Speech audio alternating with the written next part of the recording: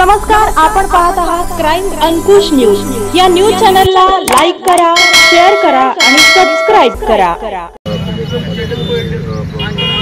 सगळ्यात मोठी अडचण जी आहे ती सार्वजनिक शौचालयाच्या स्वच्छतेची अडचण आहे। तोही विषय समोर आलेला आहे आणि मी तातडीनं आत्ताच बैठक साधारण 8:30-9:00 मी आत्ताच बैठक घेतली आणि त्यामध्ये या सगळ्या उपाययोजना करण्यासंदर्भात काय करता येते याची माहिती घेऊन आपण त्याच्यावर कायमस्वरूपी तोडगा काढण्यासाठी आपण काय निर्णय आज घेतोय त्या अनुषंगाने आता बैठक आपण घेतो।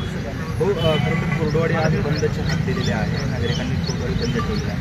मात्र दुसऱ्या वेळी त्याचा अहवाल समोर आलेला आहे, त्यामध्ये बेकायदेशीरच मुरुम झाला आहे असं झालेलं आहे। काय नक्की अहवालाचं त्या ठिकाणी आपण बघाल की जो अहवाल प्राप्त झालेला आहे 2 दिवसापूर्वी कलेक्टर महोदयांनी त्या संदर्भात सगळी माहिती घेऊन एक अहवाल दिलेला होता।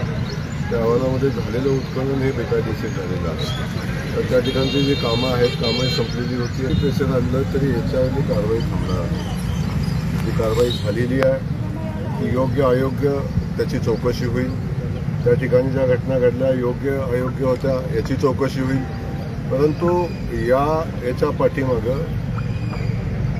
वाळू तस्करी, मुरुम तस्करी आणि कुठलंही बेकायदेशीर उत्खनन काही लोकांनी याच्यामध्ये राजकारण आणून आणि व्यवस्थेमध्ये प्रेशर आणून आपलं काम करायचा काही लोक प्रयत्न करतात, पण ते होऊ देणार नाही। या ठिकाणी ज्या पद्धतीचं उत्खनन चालू केलं हे मला वाटतं चुकीचं आहे। या संदर्भात आता भविष्यात त्या गोष्टी आपल्याला लक्षात येतील।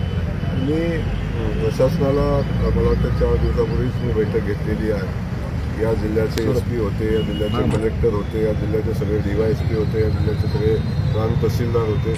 सगळ्यांच्या सोबत मी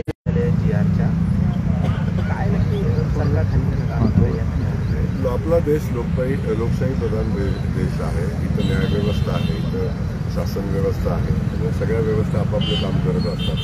हे सगळं असताना शासन सगळ्याच समाजाला न्याय द्यायचा प्रयत्न करते। खास करून मराठा समाज बांधवांना न्याय द्यायचा प्रयत्न शासनानं केला। त्यासोबत OBCच्या हक्काचं रक्षण झालं पाहिजे ही भूमिका या निमित्तानं